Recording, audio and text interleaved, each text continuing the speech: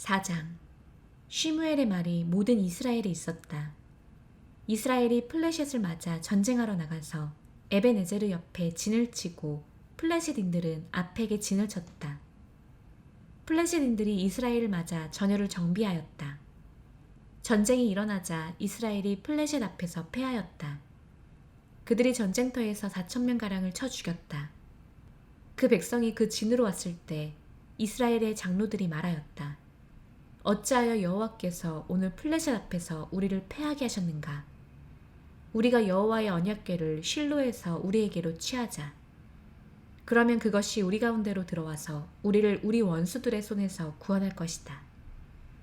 그 백성이 실로로 사람들을 보내니 그들이 거기서 크룹들 위에 앉아 계신 만군의 여호와의 언약궤를 메었다. 거기에 엘리의 두 아들 홈니와 피나스가 하나님의 언약궤와 함께 있었다. 여호와의 언약궤가 그 진으로 들어올 때 온 이스라엘이 큰 환호 소리로 외침으로 그 땅이 떠들썩하였다. 플레셋인들이 그 환호 소리를 듣고 말하였다. 이브리인들의 진에서 나는 이 큰 환호 소리가 무엇이냐? 그들은 여호와의 궤가 그 진으로 들어왔다는 것을 알았다. 플레셋인들이 두려워하며 말하였다. 하나님이 그 진으로 들어왔다. 그리고 그들이 말하였다. 아, 우리에게 화로다. 참으로 이런 일이 이전에도 없었다. 아, 우리에게 화로다.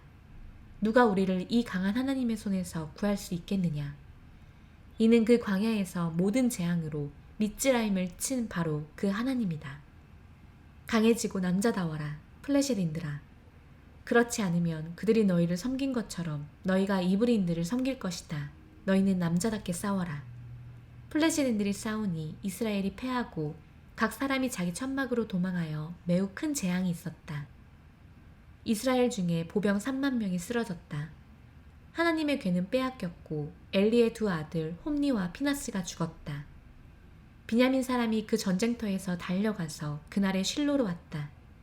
그의 군복은 찢어졌고 그의 머리 위에는 흙이 있었다. 그가 오니 보라, 엘리가 길 옆 보좌에 앉아서 지켜보고 있었다. 이는 그의 마음이 하나님의 궤 때문에 두려워하고 있었기 때문이었다. 그 사람이 그 성에 와서 전하니 온 성이 부르짖었다. 엘리가 그 부르짖는 소리를 듣고 말하였다. 이 소란한 소리는 무엇이냐? 그러자 그 사람이 빨리 가서 엘리에게 전하였다. 그때 엘리는 98세라 그의 눈이 쇠하여 볼 수 없었다. 그 사람이 엘리에게 말하였다. 저는 그 전쟁터에서 온 자입니다. 저는 그 전쟁터에서 오늘 도망했습니다. 그가 말하였다. 무슨 일이 있었느냐, 내 아들아. 그 전하는 자가 대답하여 말하였다. 이스라엘이 플레셋인들 앞에서 도망하고 또한 큰 재앙이 그 백성 안에 있었습니다.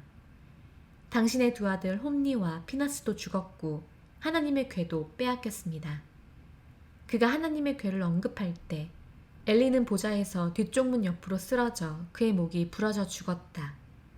이는 그 사람이 늙고 몸이 무거웠기 때문이었다. 그가 이스라엘을 40년 동안 지도하였다. 그의 며느리인 피나스의 아내가 임신하여 막 해산하려고 하다가 하나님의 궤를 빼앗겼고 그녀의 시아버지와 남편이 죽었다는 소식을 듣자 그녀에게 갑자기 진통이 일어나 그녀가 몸을 구부리고 아이를 낳았다. 그녀가 죽을 때 그녀 옆에 서 있던 여자들이 말하였다. 두려워하지 마세요. 당신이 아들을 낳았습니다. 그러나 그녀는 대답하지 않았고 관심도 두지 않았다. 그리고 그녀는 그 아이를 이카봇이라고 부르면서 이스라엘로부터 영광이 떠났다 라고 말하였다. 하나님의 궤를 빼앗긴 것과 그녀의 시아버지와 남편 때문이었다. 그녀가 말하였다. 이스라엘로부터 영광이 떠났다. 왜냐하면 하나님의 궤를 빼앗겼기 때문이다. 5장. 플레셋인들이 하나님의 궤를 취하여 에벤에제르에서 아시도스로 가져갔다. 그리고 플레셋인들이 하나님의 궤를 취하여 다곤의 신전으로 가져가서 다곤 옆에 두었다. 아시도인들이 다음날 일찍 일어나 보니 보라, 다곤이 여호와의 궤 앞에서 그의 얼굴이 땅에 쓰러져 있었다. 그들이 다곤을 취하여 그의 자리에 다시 앉혔다. 그들이 다음날 아침에 일찍 일어나 보니 보라, 다곤이 여호와 궤 앞에서 그의 얼굴이 땅에 쓰러져 있었다. 다곤의 머리와 두 손이 잘라져 그 문지방에 있고 다곤의 몸뚱이만 남아있었다. 그러므로 다곤의 제사장들과 다곤의 신전에 오는 모든 자가 아시돗에 있는 다곤의 문지방을 이날까지도 밟지 않는다. 여호와의 손이 아시돈인들에게 무거웠으니 그가 그들을 놀라게 하셨다. 그가 아시돗과 그 지역을 종기들로 치셨다. 아시돗 사람들이 그렇게 된 것을 보고 말하였다. 이스라엘 하나님의 궤가 우리와 함께 있지 못하게 하여라. 왜냐하면 그의 손이 우리와 우리의 신 다곤에게 너무 완강하기 때문이다. 그들이 사람을 보내어 플레셋의 모든 군주를 자기들에게 모아서 말하였다. 우리가 이스라엘 하나님의 궤를 어떻게 해야 합니까? 그들이 말하였다. 이스라엘 하나님의 궤를 갓으로 옮기시오. 그래서 그들이 이스라엘 하나님의 궤를 옮겼다. 그들이 그것을 옮기고 나서 여호와의 손이 그 성에 매우 큰 혼란을 일으키셨으니 그가 그 성의 사람들을 작은 자로부터 큰 자까지 치셔서 그들에게 종기가 퍼지게 하셨다. 그들이 하나님의 궤를 에크론으로 보내었다. 하나님의 궤가 에크론으로 들어갈 때 에크론인들이 부르짖으며 말하였다. 그들이 우리와 우리 백성을 죽이려고 이스라엘 하나님의 궤를 우리에게로 옮겼다. 그들이 사람을 보내어 플레셋의 모든 군주를 모아서 이스라엘 하나님의 궤를 그의 자리로 돌려보내 주십시오. 그래서 그것이 우리와 우리 백성을 죽이지 못하게 하십시오. 하고 말하였으니 이는 죽음의 혼란이 그 온 성에 있어 하나님의 손이 거기서 매우 무거웠기 때문이다.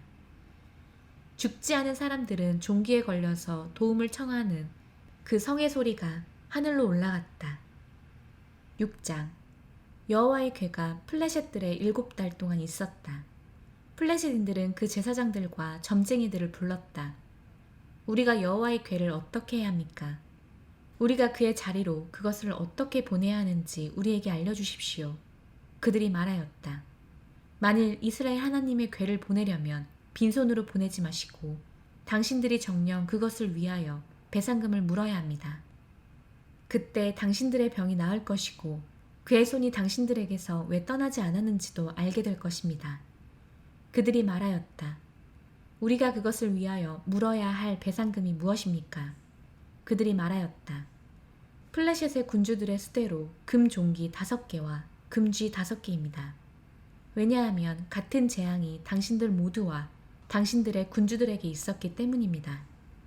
당신들은 땅을 파멸시킨 당신들 종기들과 형상과 당신들 쥐들의 형상을 만들어서 이스라엘 하나님께 영광을 돌리십시오. 그러면 아마 당신들과 당신들의 신들과 당신들의 땅에서 그의 손을 가볍게 하실 것입니다. 왜 당신들은 미츠라임과 파르오가 자기들의 마음을 완강하게 한 것처럼 당신들의 마음을 완강하게 합니까? 하나님께서 그들을 갖고 노신 다음에야 그들이 이스라엘을 보내어 이스라엘이 가지 않았습니까? 이제 새 수레 하나와 멍에를 올린 적이 없는 암소 2마리를 취하여 그 암소들을 수레에 묶고 그것들을 따르는 그 새끼들은 집으로 돌려보내십시오.